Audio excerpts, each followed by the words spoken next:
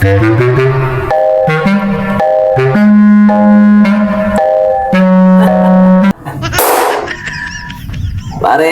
sinasabi at ipinangalandakan ang karapatan sa mga kababaihan.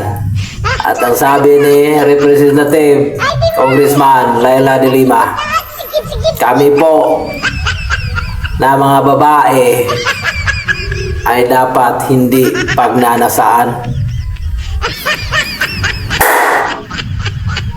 Totoo yan.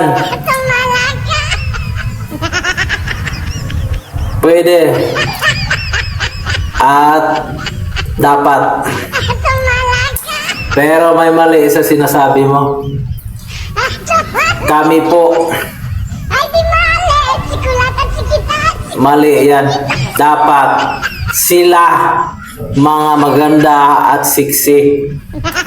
Kasi kapag isinama ka, parang nasisira ang imahinasyon.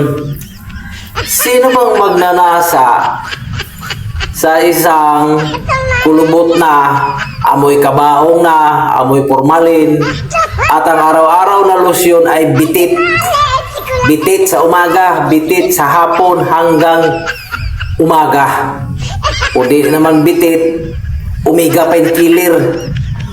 Kung anghang lang pag-uusapan, sobrang anghang muna. Sa sobrang anghang, uusok na ang puwitan mo, de Lima. At sino pa bang magnanasa? Ahit pa siguro ipatikim mo yan. Sa 1,000 Junel, wala. Ang malalasahan, puro bitit at ipikasin, Omega painkiller. Pasok mga kabangag.